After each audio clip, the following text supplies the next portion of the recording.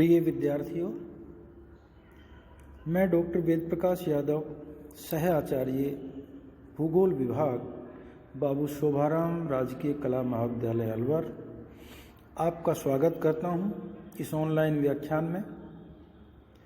आज का जो ऑनलाइन व्याख्यान मैं आपके सामने प्रस्तुत कर रहा हूं वह राजस्थान के भूगोल से संबंधित है। राजस्थान के भूगोल में जलवायु एक महत्वपूर्ण तत्व है जिसको अध्ययन करना बहुत आवश्यक होता है। जब तक हम किसी क्षेत्र की जलवायु के बारे में अध्ययन नहीं कर लेते तब तक उसकी भौगोलिक जानकारियाँ ठीक से समझना बहुत मुश्किल होता है। तो इसी संदर्भ में आज राजस्थान की जलवायु को लेकर के मैं एक व्याख्यान आपके सामने प्रस्तुत कर रहा हूँ। इस व्याख्यान में जलवायु क्या है इसको हम समझेंगे। इसके अलावा राजस्थान की जलवायु को प्रभावित करने वाले कौन कौन से कारक हैं और राजस्थान की जलवायु की मुख्य विशेषताएं कौन कौन सी हैं, आज के इस व्याख्यान में हम इसके ऊपर चर्चा करेंगे। और इसके बाद अगले व्याख्यान में राजस्थान की जलवायु के विस्तृत अध्ययन को हम लेंगे। तो आइए हम जानने की कोशिश करते हैं कि जलवायु क्या है। जलवायु को समझने से पहले हमें समझना है कि जलवायु से संबंधित तत्व कौन कौन से हैं। तो वायुमंडलीय जो दशाएं हैं जिनमें आर्द्रता है, तापमान है, वायुदाब है, पवन की गति है, पवन की दिशा है, ये तमाम बातें, वाष्पीकरण की मात्रा है, ये जो तमाम तत्व हैं इनका संबंध जलवायु से है। और यदि हम जलवायु को परिभाषित करना चाहें, इसका अर्थ समझना चाहें, तो हम ये कह सकते हैं कि किसी भी क्षेत्र में, किसी भी भूभाग के एक क्षेत्र में लंबी समय अवधि तक जो विविध वायुमंडलीय दशाएं हैं उनकी औसत अवस्था को यदि निकाल लिया जाए तो जो वो औसत अवस्था जो निकल करके आती है वो उस प्रदेश की, उस क्षेत्र की जलवायु का प्रतिनिधित्व करती है, उसकी जलवायु होती है। और ये जो लंबी अवधि है, एक शब्द हमने इस्तेमाल किया लंबी अवधि, इसके मायने हैं कि कम से कम 30 वर्ष तक लगातार उस क्षेत्र विशेष की वायुमंडलीय दशाओं का अध्ययन किया जाना चाहिए। और उन 30 वर्षों के लगातार अध्ययन के निष्कर्षों के आधार पर जो औसत अवस्था निकल करके आती है वायुमंडलीय दशाओं की, वह वहाँ की जलवायु होती है। इस आधार पर यदि हम देखें तो राजस्थान में 4 प्रकार की जलवायु के लक्षण दिखाई देते हैं। शुष्क जलवायु, अर्धशुष्क जलवायु, उप आर्द्र जलवायु और आर्द्र जलवायु। राजस्थान एक विशाल राज्य है, हम जानते हैं। भारत की दृष्टि से देखें तो यह सबसे बड़ा राज्य है भारत का और बहुत विस्तृत क्षेत्रफल इसका है। इस विस्तृत क्षेत्रफल वाले राजस्थान राज्य की भौगोलिक दशाएं भी भिन्न भिन्न हैं, स्थलाकृतिगत विशिष्टताएं हैं, इसका अक्षांशीय विस्तार काफ़ी है। इन बातों को लेकर के राजस्थान की जो जलवायु है उसमें एक स्थान से दूसरे स्थान पर भेद पाया जाता है। संपूर्ण राजस्थान में एक जैसी जलवायु विशेषताएं नहीं पाई जाती हैं। तो इस आधार पर इसको अलग अलग जलवायु क्षेत्रों में भी विभाजित किया जाता है, जलवायु प्रदेशों में बांटा जाता है। वह हम अगले वीडियो में देखेंगे। आज हम ये समझते हैं कि राजस्थान की जलवायु को मुख्यतः कौन कौन से कारक हैं जो इसको प्रभावित करते हैं। तो आइए इन कारकों पर हम चर्चा करें। पहला महत्वपूर्ण कारक किसी भी स्थान की जलवायु को प्रभावित करने वाला जो होता है वह होता है अक्षांशीय स्थिति। राजस्थान की अक्षांशीय स्थिति को यदि हम देखें तो यह उत्तरी गोलार्ध में 23 डिग्री 3 मिनट से 30 डिग्री 12 मिनट उत्तरी अक्षांशों के मध्य में स्थित है। कर्क रेखा राजस्थान के दक्षिणी भाग से होकर के गुजरती है, बांसवाड़ा और डूंगरपुर जिलों से। इसलिए दक्षिणी भाग इसका उष्णकटिबंध में आता है और जो शेष भाग है वो उपोष्ण कटिबंध के अंतर्गत आता है। अक्षांशीय स्थिति राजस्थान की जलवायु के ऊपर महत्वपूर्ण प्रभाव डालती है, लेकिन स्थान विशेष की जो धरातलीय दशाएं हैं, धरातल का स्वभाव है, वहाँ की स्थानिक ऊंचाई है, जल की उपलब्धता है, वनस्पति का आवरण है, वायु की दिशा है, वायु की गति है, इन तमाम बातों का प्रभाव भी होता है। तो राजस्थान के अक्षांशों की भांति दूसरे अक्षांशों में भी यदि हम इसकी तुलना करें तो वहाँ इसी प्रकार की जलवायुगत विशेषताएं नहीं पाई जाती, क्योंकि वहाँ की जो स्थानीय अन्य विशेषताएं हैं, धरातलीय जो विशेषताएं हैं, वनस्पति का आवरण है, वायु की गति और दिशा है, वायुदाब की जो दशाएं हैं, उन सब में भिन्नता पाई जाती है। राजस्थान की अपेक्षा अन्य जो इन अक्षांशीय स्थितियों में रहने वाले जो क्षेत्र हैं, जैसे मिस्र का कुछ भाग है, सहारा और मैक्सिको के कुछ भाग हैं, वहाँ की जलवायुगत दशाएं राजस्थान की तुलना में अधिक अति वाली विशेषताएं हैं, कठोरता वाली विशेषताएं हैं, लेकिन राजस्थान में इतनी कठोरता यहाँ पर नहीं पाई जाती है। राजस्थान में इन अक्षांशीय दशाओं के कारण यहाँ की जो स्थिति है वो उष्ण आर्द्र प्रदेश में आती है, और ऊपर का जो भाग है इसका, नीचे का जो है उष्ण आर्द्र प्रदेश में है, और जो ऊपरी भाग है ये इसका उपोष्ण भाग में आता है। यहाँ जलवायु की शुष्क और उष्ण दोनों विशेषताएं इसके पश्चिमी भाग में पाई जाती हैं। तो ये यहाँ अक्षांशीय जो दशाएं हैं ये राजस्थान की जलवायु को प्रभावित करने वाली हैं। ठीक इसी प्रकार से समुद्र से दूरी भी राजस्थान की जलवायु को प्रभावित करती है। राजस्थान का जो भाग है वो कच्छ की खाड़ी से लगभग 225 किलोमीटर दूर है और अरब सागर से करीब 400 किलोमीटर की दूरी इसकी है।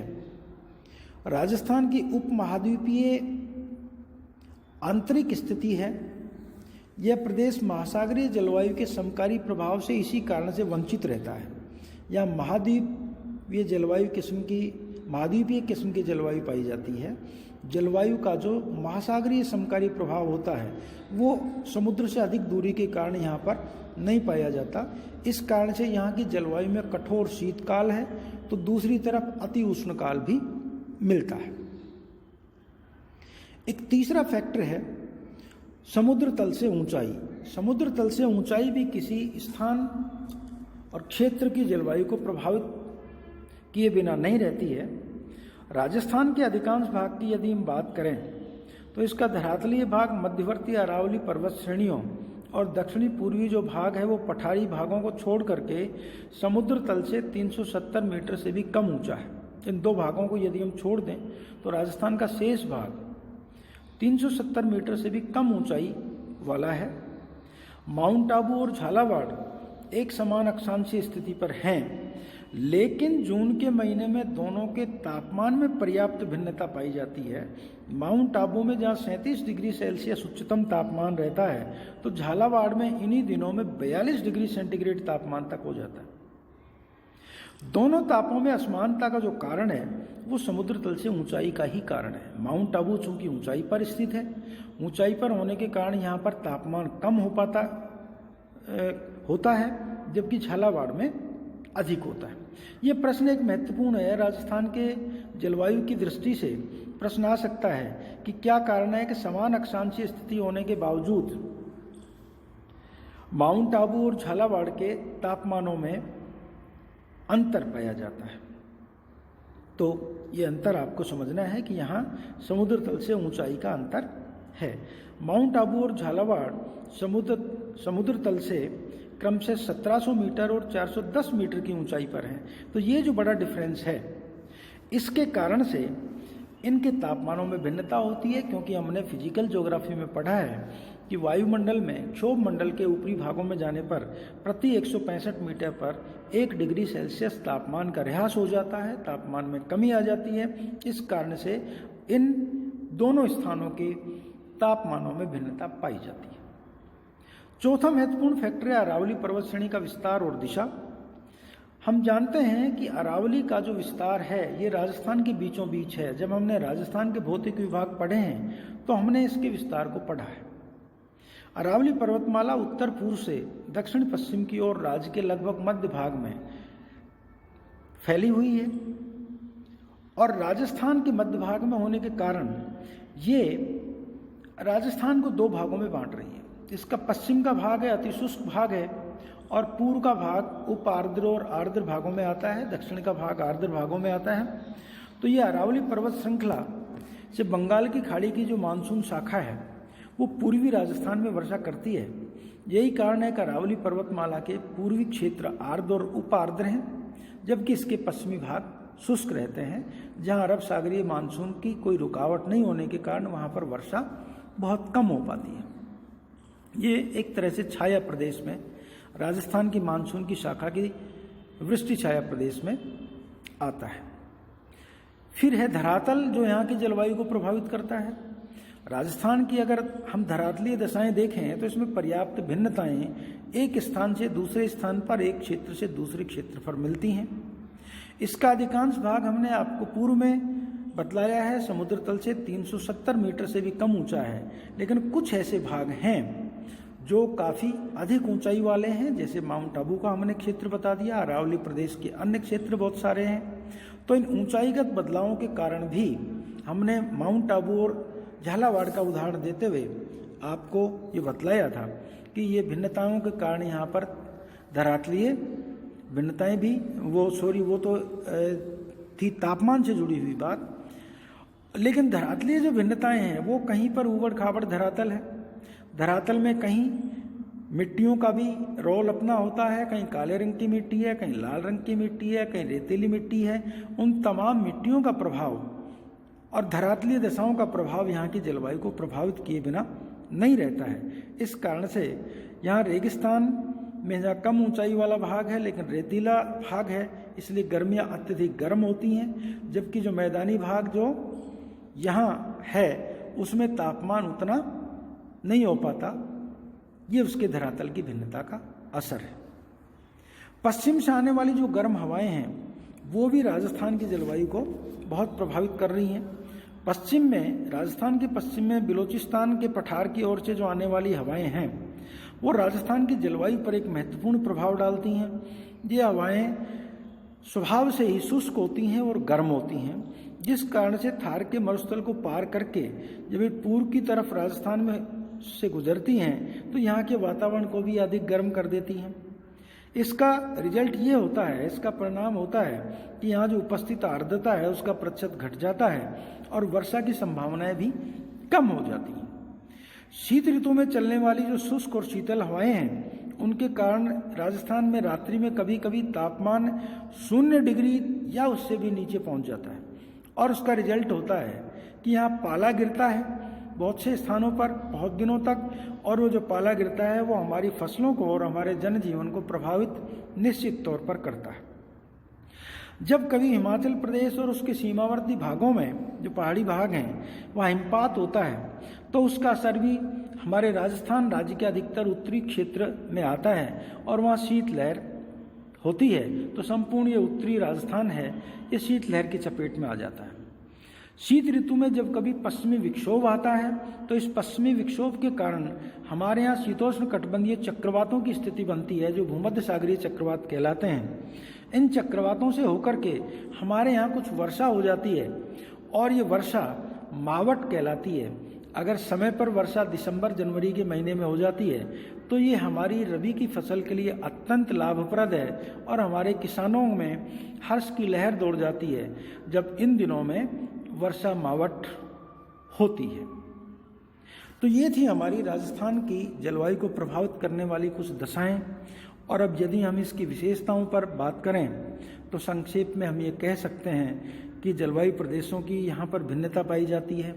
यहाँ 4 किस्म के जलवायु प्रदेश राजस्थान की जलवायु में दिखाई देते हैं। शुष्क जलवायु प्रदेश है, अर्ध शुष्क जलवायु का प्रदेश है, इसके अलावा उप आर्द्र और अर्ध जलवायु प्रदेश यहाँ पर पाए जाते हैं। कहीं कहीं जलवायु वेत्ताओं ने एक और प्रदेश मान लिया, अति आर्द्र प्रदेश भी मानते हैं।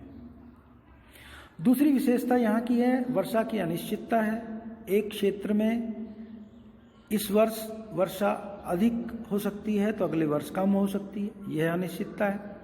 फिर वर्षा काल में कुछ दिनों तक वर्षा बिल्कुल नहीं होती है तो कुछ दिनों में भारी वर्षा हो सकती है, ये भी वर्षा की अनिश्चितता है। और वर्षा में अनिश्चितता और अनियमितता यहाँ की जलवायु की विशेषता है।